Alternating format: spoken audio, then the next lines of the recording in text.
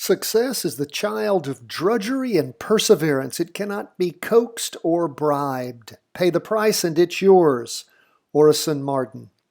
My friends, just spend the time, 10 to 15 minutes each and every day. Once you master the charts, you will have all the possibilities available to you in the world.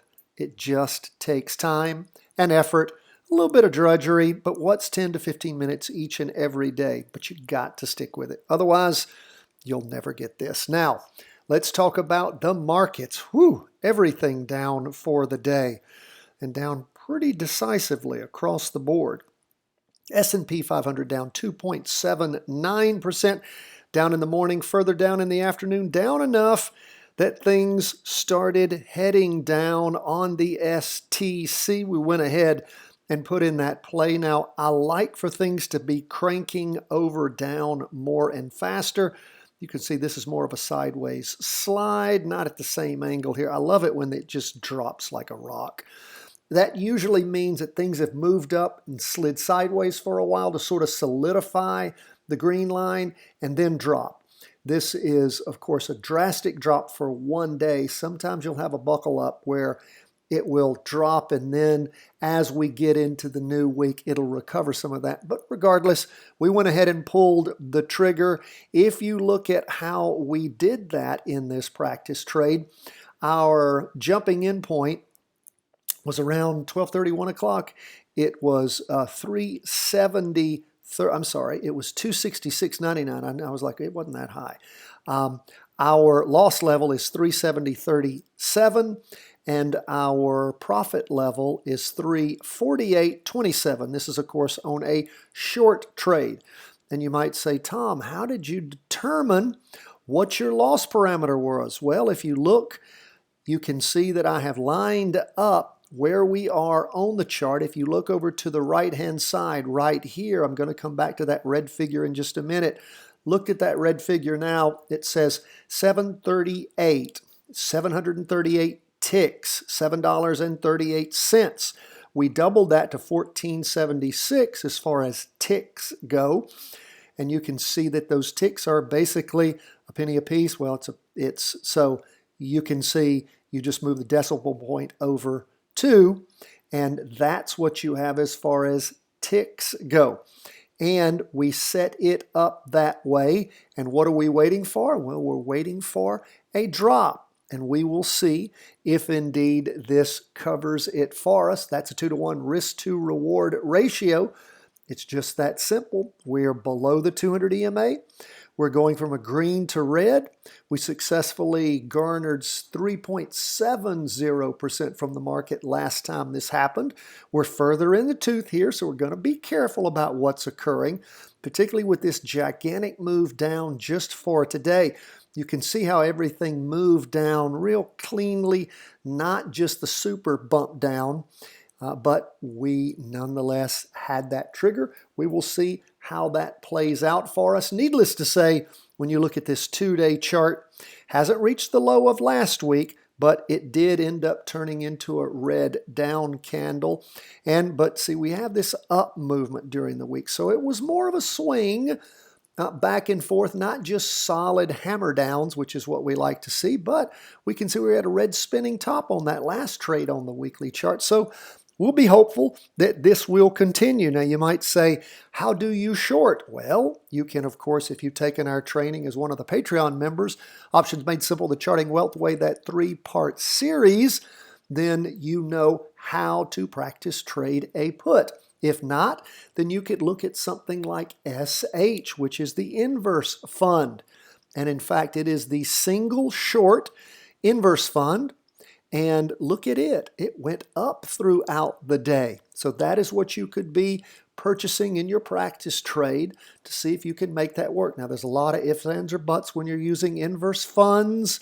So you need to take our training, Inverse Funds, How to Make Money When Markets Crash. That's a good little quick course. I'll put that at the end of today's video. I think I put it in yesterday's video too. But if you hadn't taken it, or if you hadn't in a while, take it again.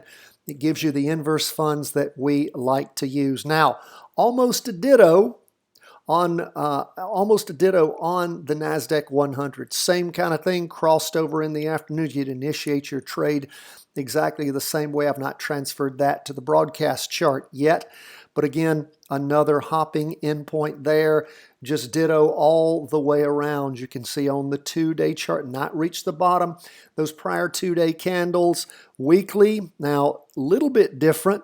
We can see that we're just about where we had bottomed out on that last weekly candle. But again, unlike the prior 2 weekly candles, we have a wick on top. Now that shows us a little bit of weakness as far as some up movement getting in there. But nonetheless, we would initiate that practice trade. Now, let's look at 20-year bonds. Boom, did you notice they moved over in the morning, pulled back a little bit in the afternoon, overall down for the day, 0.97%, well below the 200 EMA.